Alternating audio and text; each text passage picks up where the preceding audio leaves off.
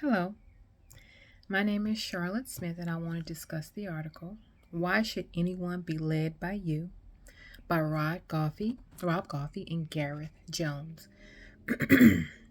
Why should anyone be led by you is an enlightenment for any executive or those aspiring to be an inspirational and effective leader. It helps leaders to better understand oneself and helps leaders to see management from the lens of an employee. This video is going to be based on the leadership lessons derived from this article and how it could be applied in the world of leadership. These lessons revolve around the unexpected attributes seen in inspirational leaders, such as authenticity and the ability to sense, and not the normal expected qualities, such as having a vision and having authority. Without these four attributes that we'll discuss, it would be challenging to lead effectively. First, an inspirational leader must be authentic and be able to reveal some of their shortcomings or carefully selected flaws. Not major flaws that may jeopardize the structure of the organization or relationship with their team.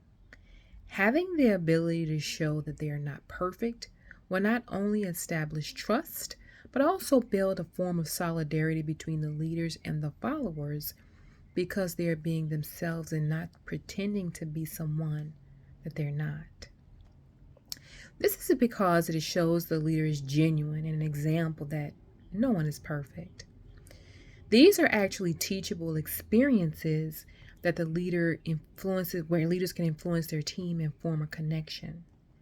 This offers a form of protection in the sense that it gives the followers something to think of rather than them making up something about him or herself, or him or of the leader, basically.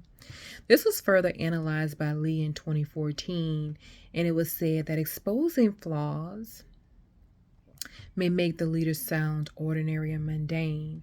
However, closes up the large divide between such leaders and followers, making organizational goals easier to achieve.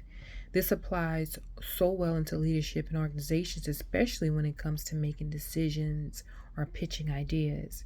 A leader that admits to a weakness will create a safe space that encourages their followers to give opinions or thoughts, no matter how senseless they may seem. Secondly, an inspirational leader must be a sensor and have the ability to interpret people's behavior. They must be sensitive to situations and have the ability to adapt quickly to change. They have a way of reading meaning into gestures and sometimes silence, even if these actions are not aimed at them. They can sense when changes in things will affect them or the organization. They have the ability to speak on issues with tactfully and with discretion. On the other hand, inspirational leaders could create problems by their sensing or lack thereof. One issue is the risk of losing their followers. Some leaders may take their sensing too far. Another problem sensing may bring about is the possibility of straying from the truth, especially when it's in response to fear. So a leader should step back and evaluate all possibilities so they do not stray away from what actually is happening or happened. The third key lesson from the article is the concept of tough empathy in the workplace.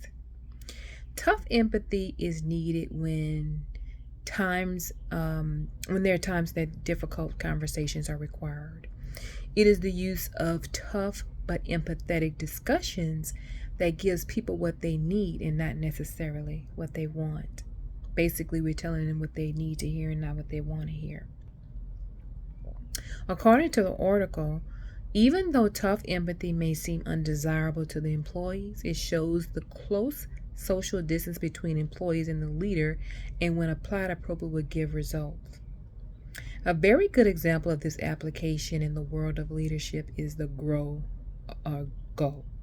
principle used by Chris Satterthwaite. It pushes younger employees to become better versions of themselves. Tough empathy should also not be misconstrued. This is based on the fact that people think that employees are the ones that are receiving the tough empathy. It is also tough on the employer as well. There are tough decisions made that a leader apparently did not want to make, but does because it's necessary to get the point across and for the follower to better understand the importance of the ask. In present day society, an inspirational leader could use this concept to sift out those employees who share his vision or their vision and those who do not. He could tell this by the reactions and response of the employee to the tough empathy that was given to those individuals. The fourth and final main lesson derived from the article is that as much as a leader wants to blend in, they should create a healthy amount of social distance between them and their followers. The separateness could be in their physical appearance, how they dress, how they speak, how they interact with their team or others, their expertise and knowledge, as well as their loyalty to the vision. It is important to show this separateness and communicate it through their actions. There are ways unique to individuals by which they can communicate this. Leaders do it by small gestures as simple as walking very fast. A separateness of a leader may be apparent while others are small and are hidden. Others are not even apparent to anyone but have profound effects on the organization. In an attempt to make themselves different from their followers, leaders should also be aware not to keep themselves away from them by widening the social gap, as this may lead to the perception of arrogance on those who are following them or their employees or their team members. The three keys that a leader must focus on is knowing yourself, situational sensing, and understanding relationships. Knowing yourself means that you need to be able to see yourself clearly. You should be able to know your own strengths and your own weaknesses, and the ability to have plans to address weaknesses, and this leads to one being more self-confident over time. Also, to delve deeper into situational sensing, one should have the ability to retrieve information and use this to come up with a conclusion on how to assess and proceed in any situation or any circumstance. Lastly, understanding relationships. Leaders should have the ability to create good, trusting relationships with people they encounter at work or even on a daily basis with family.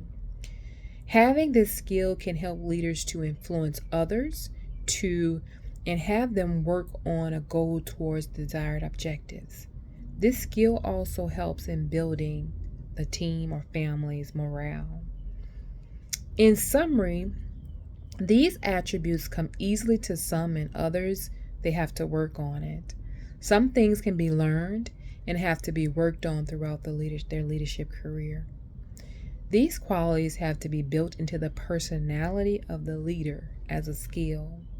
This can be achieved by making oneself progressively aware of these inspirational leadership qualities that have been described, and by manipulating them to come up with a personal style that works best for their leadership style. Ultimately, you have to know yourself. Learning when to use different leadership qualities is important. A leader should be able to adjust based on the situation.